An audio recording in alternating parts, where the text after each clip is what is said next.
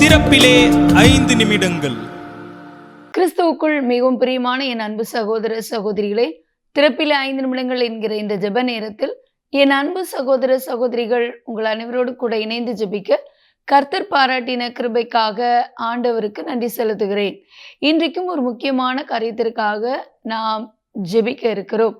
தமிழகத்தில் தொடர்ந்து நடைபெற்று வருகிற லாக்அப் மரணங்கள், அதாவது காவலில் தண்டனை பெற்று இருக்கும் பொழுது ஒரு சிறைவாசியினுடைய மரணம் என்பது ஒரு மிகப்பெரிய ஒரு கேள்விக்குரிய காரியமாக பார்க்கப்படுகிறது. அப்படிப்பட்ட மரணங்கள் ஒன்றல்ல இரண்டல்ல என்று சொல்லி தொடர்ந்து தமிழகத்தில் நடைபெற்று வருவது என்பது மிகவும் அதிர்ச்சிக்குரிய காரியமாக பார்க்கப்படுகிறது. அந்த வகையில் கடந்த ஆண்டிலே மடப்புரம் காவலாளி அஜித்குமார் மரணத்துக்கு பின் தமிழகத்தில் 3 காவல் மரணங்கள் நடைபெற்றுள்ளதாக கூறப்படுகிறது. கடந்த ஆண்டு மாரிமுத்து, அதன் பின் நாகர்கோவில் சபரிவர்மன், திருச்சி சிறைவாசி ஜேம்ஸ், தூத்துக்குடி அருணாச்சலம் என மரண சர்ச்சைகள் தொடர்கின்றன. தற்போது அன்வர்தீன் என்று சொல்லப்படுகிற ஒரு குற்றவாளி சிறையில் நில மோசடி வழக்கில் கைது செய்யப்பட்டு இருந்த நிலையில் அவரும் தற்போது மரணமடைந்திருக்கிறார் என்பது குறிப்பிடத்தக்க ஒரு காரியமாக பார்க்கப்படுகிறது. இப்படி தண்டனை பெற்று சிறையில் இருக்கிறவர்களை மரணிக்க செய்வது, கட்டாயமாக மரணிக்க வைப்பது, விசாரணையில் மரணிக்க வைப்பது, இப்படி நடைபெறுகிற ஒரு மிகப்பெரிய மரண சூழ்நிலை என்பது மிகப்பெரிய ஒரு வேதனையான காரியம். ஏனென்றால் இப்படிப்பட்ட சிறைவாசிகளுக்கு கொடுக்கப்படுகிற தண்டனைகள் அவர்கள் குறிப்பிட்ட காலத்திற்கு பிறகு மனம் திரும்பி அல்லது அவர்கள் மனமாற்றம் அடைந்து திருந்தியவர்களாக வெளியே வருவதற்கு தண்டனை கொடுக்கப்படுகிறது. அதன் பிறகுதான் அவர்கள் மீது எந்த ஒரு நடவடிக்கையும் எடுக்க வேண்டும். ஒருவேளை அவர்கள் சிறை தண்டனை அனுபவித்து கொண்டிருக்கும் பொழுது சிலர் மனமாற்றம் அடையும் பொழுது அல்லது திருந்திய நிலையில் அவர்களுக்கு தண்டனை குறைக்கப்பட்டு விடுதலையாக்கப்படுவதும் உண்டு.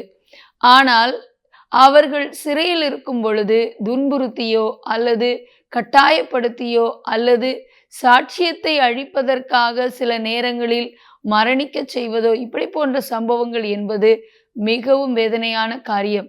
ஒரு குற்றவாளி தண்டனை பெற்று சிறைச்சாலையில் இருக்கும் பொழுது மரணம் அடைவது என்பது அது ஒரு நியாயத்திற்கு முன்பின் முரணான ஒரு காரியம்.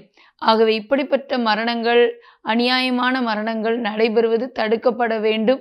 ஆகவே கர்த்தர் இப்படிப்பட்ட மரணங்களிலிருந்து அவர்களை விடுவிக்க, இது தொடராதிருக்க பாரத்தோடு ஜெபிக்க போகிறோம். ஜெபிக்கலாமா? எங்கள் அன்பின் பரலோக பிதாவே, ஆசீர்வதிக்கப்பட்ட நாளின் காலை வேளைக்காக நன்றியோடு துதிக்கிறோம், ஸ்தோத்திரிக்கிறோம். அப்பா, எங்களுடைய தமிழ்நாட்டில் தொடர்ந்து நடைபெறுகிற லாக்அப் மரணங்கள், காவலில் இருக்கும் பொழுது ஆண்டவர் நடைபெறுகின்ற மரணங்கள் தொடர்ந்து அதிகரித்து வருகிற செய்திகளை நாங்கள் கேள்விப்படுகிறோம்.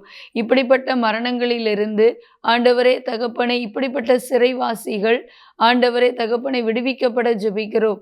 ஆண்டவரே, சிலர் ஆண்டவரை குற்றம் சாட்டப்பட்டு சிறைச்சாலையில் இருக்கும் பொழுது, தண்டனை அனுபவித்து கொண்டு இருக்கும் பொழுது அவர்கள் ஒருவேளை திருந்தி ஆண்டவரை வெளியே வந்து மறுபடியும் வாழ அவர்களுக்கு ஒரு வாய்ப்பு கொடுக்கப்படுகிறது. ஆனால் அவர்களை உள்ளேயே அவர்களை விசாரணையின் போது மரணிக்க செய்வது அல்லது கட்டாயப்படுத்தி மரணத்திற்கு நேராக நடத்துவது அல்லது அவர்களை துன்புறுத்துவது, இப்படி போன்ற காரியங்களிலிருந்து ஆண்டவரே தகப்பனே சிறைவாசிகள் ஆண்டவரே பாதுகாக்கப்பட ஜெபிக்கிறோம் அப்பா. ஆண்டவரே தகப்பனே ஸ்தோத்திரம் அப்பா.